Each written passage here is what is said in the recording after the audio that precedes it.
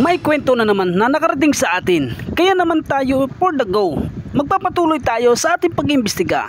Aalamin natin kung may katotohanan ang mga balitang nakakarating sa atin.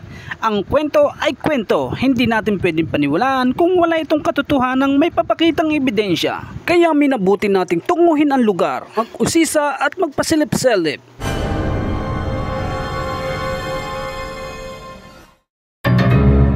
Nandito tayo ngayon sa ilalim ng tulay. Ipakikita ko sa inyo ang lugar na ito kung anong klase. At dito sa lugar na ito, makikita nyo, meron parang isang higaan na katulad na nakita natin doon sa makabling sa ilalim din ng lupa. At dito, aakyat tayo sa taas na ito. Ayan. Ayan. Tingnan natin kung anong meron dito. So, ayan. Silip-silip tayo. At sa puntungang ito, ako ay nakarinig ng isang sigaw. Sigaw na wari mo'y sinasaway ako dito.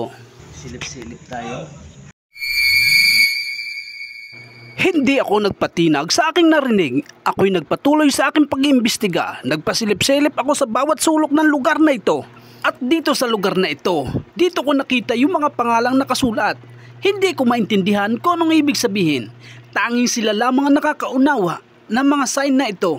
At dito, sa kabilang ito, makikita mo pa rin ang ibang mga sulat-sulat sa mga pader, nangangahulugan na tumitigil sila dito at nagpapalipas ng oras. Napakalamig ng lugar na ito, tamang-tama sa panahon ngayon na sobrang init ng panahon. Pag dito ka tumigil kasi, mararamdaman mo yung lamig. Yung simoy kasi ng hangin ay parang dumadampi sa yung mga pisngi. Habang unti-unti kong iniikot ang aking kamera, sa bawat matapatan, sa bawat maispatan, makikita ninyo ang kapaligiran.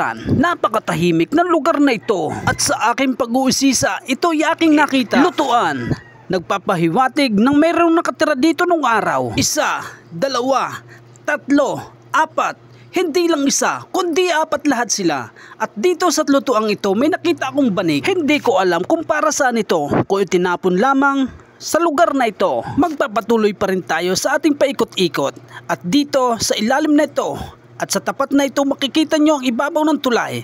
At sa ilalim nito hindi mo mapapansin na meron nakatigil, lalo na kung mga 10 oras ng gabi. May nagsasabi kasing may namamataan dito, lalo na pag 10 oras ng gabi, wala nang masyado sa kapaligiran. Hindi talaga natin masisisi dahil sa sobrang init ng panahon. Dadayuhin talaga ang lugar na ito pang may labas ang init ng katawan. Ito lang ang masasabi ko, mag soft drinks ka na lamang. May katotohanan man yan o wala, wala tayong magagawa. Tanging ang layunin ko lamang dito ay mapatunayan kung may katotohanan nga ang sumbong sa atin. Tinungo ko rin ang lugar na ito.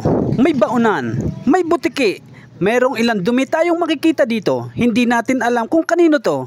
At dito, makikita ninyo, payapa siyang kumikilos dito sa lugar na ito. Dahil natatanging siya lamang yata ang nakita kong butiki na naninirahan dito. Agaw atensyon din ito sa akin. Itong bakal na itong kinakalawang. Nagpatuloy-tuloy pa rin ako sa aking pasilip-silip. Hanggang sa nakita ko itong nakakagulat na ito. Napakalaki na pala ng bitak dito sa ilalim. 1, 2 at napakahaba pa pala nito.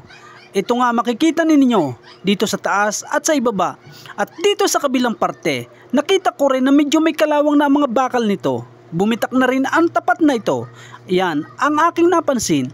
Pero hindi ito nangangahulugan na delikado na itong tulay na ito. Dahil napakatibay talaga ng pundasyon nito. Dahil ito lang tapat naman na ito ang may bitak dito. Mas mainam pa rin na ito ay pag-aralan. Maiparating sa tamang tao para mapag-aralan kung ito ay mayroong delikado. Mula dito sa tapat na to, hanggang doon sa dulo na yon.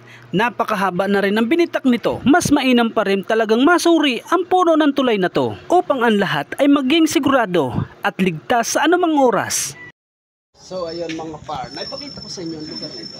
At dito nga sa huli, magbibigay ako ng konklusyon at evaluation sa aking nakita. Dito nga sa ilalim ng tulay, napakalamig talaga. At wari ko na pag pumunta kayo dito, may ibsan ang init ng inyong katawan. Dahil sa sobrang init ng panahon, dito sa ilalim ng tulay na ito, pwede kayo magpalamig. At sa aking paikot-ikot ay wala tayong nakitang ebidensya. Maliban dito na pwede kayong pumasyal kahit anong oras dahil sa init ng panahon. Hanggang dito na lamang at maraming salamat. Samahan nyo ako sa aking pagbablog dito sa Lawa ng Laguna. Iba't ibang mga tanawin at mga adventure ang ibibigay ko sa inyo. Maraming salamat po.